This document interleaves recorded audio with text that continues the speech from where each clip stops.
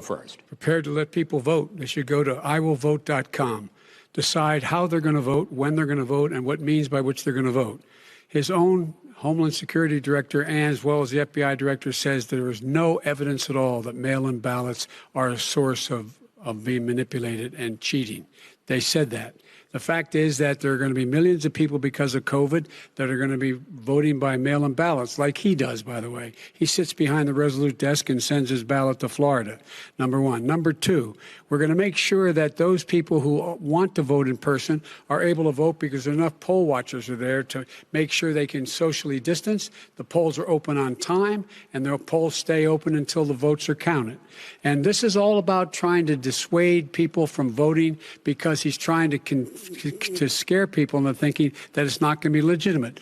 Show up and vote. You will determine the outcome of this election. Vote, vote, vote. If you're able to vote early in your state, vote early. If you're able to vote in person, vote in person. Vote whatever way is the best way for you, because he cannot stop you from being able to determine the outcome of this election. And in terms of whether or not when the votes are counted, and they're all counted, that will be accepted. If I win, that will be accepted. If I lose, that'll be accepted. But by the way, if in fact he says he's not sure what he's going to accept, well, let me tell you something. It doesn't matter, because if we get the votes, it's going to be all over. He's going to go. He can't stay in power. It won't happen. It won't happen. So vote. Just make sure you understand you have it in your control to determine what this country is going to look like the next 4 years. Is it going to change? Or are you going to get 4 more years of these lies?